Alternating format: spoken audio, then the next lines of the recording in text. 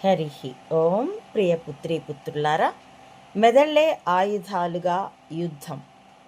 దీని పూర్వాపరాలని నేను గతంలో అమ్మ ఒడి బ్లాగ్లో 2008 నుండి ప్రారంభించి 2011లో నా పాప నా భర్త చనిపోయే వరకు కొనసాగించానండి. తర్వాత జీవితంలో జరిగిన విషాదం రీత్యా నేను ఆత్మహత్యా ప్రయత్నం చేసి విఫలమై ఎర్రగడ్డలో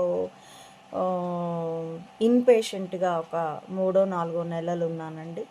తర్వాత కూడాను ఆ షాక్, నైరాస్యం, డిప్రెషన్ ఏదన్నా అనండి, అది దాటడానికి నాకు కొంత టైం పట్టింది. వెంటనే సన్యసించినా కానీ దాదాపుగా 2 కోట్లు నేను ఓంకారం ప్రణవ జపం చేసుకుని తిరిగి శక్తి సంతరించుకున్నాక మళ్ళీ యుద్ధం ప్రారంభించాను. అది 2017-18లో. 2015లోనే యూట్యూబ్ ఛానల్ క్రియేట్ చేసిన, అందులో నేనేమీ చేయలేదు.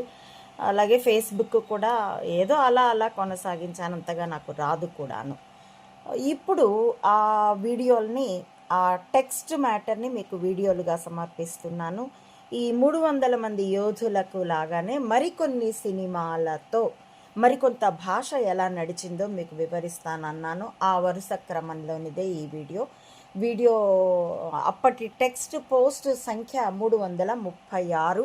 మరికొన్ని సినిమాలు మరికొంత భాష అన్నది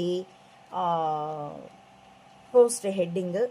అయితే లేబుల్ ఈ దేశాన్ని ఎవరు కాపాడాలి, ఆ వరుసలో ఇది 34వ పోస్టు. ప్రచురణ తేదీ మార్చి 23, 2010. కొనసాగిస్తున్నానండి. ఏ సినిమాల ద్వారా అయితే మాతోనూ నెంబర్ 5 వర్గం అనగా పివిజి వర్గంతోనూ డ్రామోజీ సంభాషించాడో టూకీగా ఆ సినిమాల కథని, వాటి అనువర్తనని, కొన్ని ప్రత్యేక అంశాలని వివరిస్తాను. ముందుగా లగే రహో మున్నా భాయ్ అనగా తెలుగులో అయితే శంకర్ దాదా జిందాబాద్.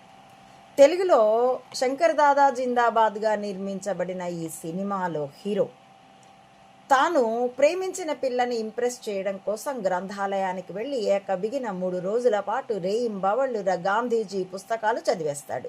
ఆ ఏకాగ్రతకి, వ్యగ్రతకి అతడికి బాపూజీ కనబడి తనని గైడ్ చేస్తున్నట్లుగా ఊహించేసుకుంటాడు. దాంతో ఎవరెవరి సమస్యలనో తెగ పరిష్కరించేస్తాడు.